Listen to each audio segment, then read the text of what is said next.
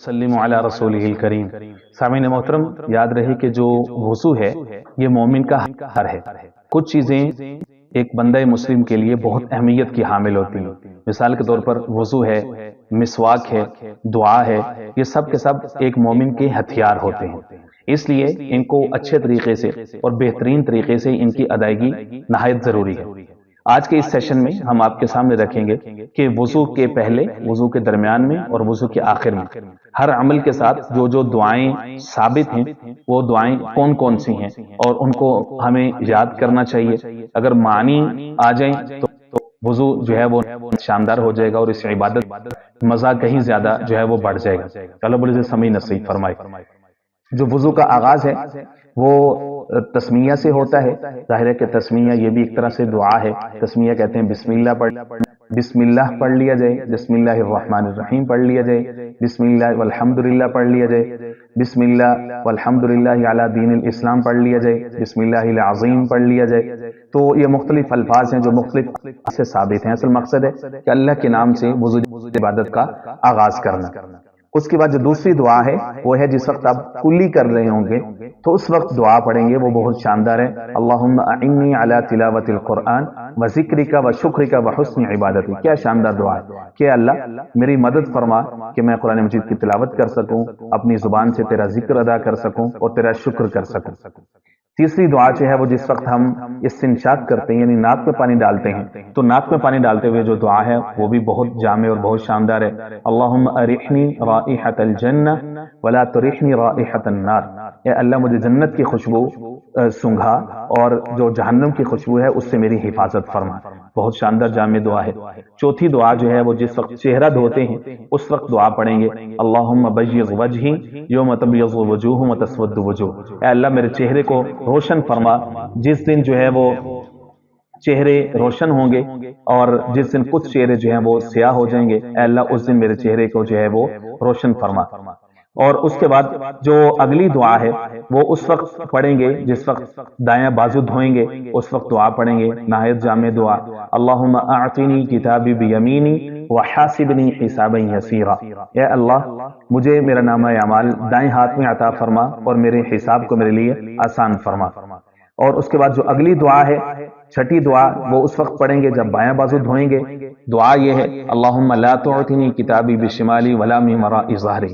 ए अल्लाह मेरे आमाल नामे को बाएं हाथ में ना दीजिए, वला मिन वराइ ज़हरी, और ना ही पुश्त के पीछे से। कुरान मजीद में ये दोनों मनाजिर का बयान है कि जो गुनहगार होंगे, कुफ्फार होंगे, मुशरिकीन होंगे, उनका नामा अमाल उनके बाएं हाथ से या फिर उनके पुश्त के पीछे से उनको दिया जाएगा। और उसके बाद जो सातवीं दुआ है वो है निस्फ वुज़ू की दुआ जो कि बड़ी मशहूर है। अल्लाहुम्मा ग़फ़िरली ज़म्बी व वस्सिअली फ़ी दारी। अल्लाह मेरे गुनाहों को माफ़ कर दे, मेरे घर को वसी कर दे। व बारिक ली फ़ी रिज़्क़ी, मेरे रिज़्क़ में बरकतें दे दे। अल्लाहुम्मा जअलनी मिनत तव्वाबीन व जअलनी मिनल मुतत्तहिरीन। अल्लाह मुझे कसरत से तौबा करने वाला बना दे और मुझे अपनी पाकी का ख्याल रखने वालों में से मुझे शामिल फरमा दे। फिर इसकी जो आठवीं दुआ है वो जिस वक्त हम सर का मसाह करते हैं उस वक्त दुआ पढ़ेंगे, अल्लाहुम्मा अज़िल्लनी तहत ज़िल्लि अर्शिका यौम ला ज़िल्ला इल्ला ज़िल्लुक। अल्लाह जिस दिन तेरे साए के अलावा कोई साया नहीं होगा यानी यौम क़यामत को मुझे अपने अर्श का ठंडा साया नसीब फरमा दीजिए। नौवीं जो दुआ है वो जिस वक्त कानों का मसाह करेंगे उस वक्त दुआ पढ़ेंगे, अल्लाहुम्मा जअलनी मिनल लज़ीना यस्तमिऊनल क़ौला फ़यत्तबिऊना अहसना।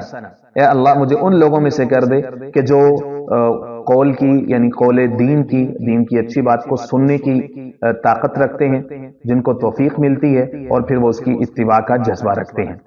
जो 10वीं दुआ है वो जिस वक्त गर्दन का मसाह करेंगे तो उस वक्त पढ़ेंगे, अल्लाहुम्मा आतिक रक़बती मिनन नार। अल्लाह मेरी गर्दन को जहन्नुम की आग से आजाद फरमा दीजिए।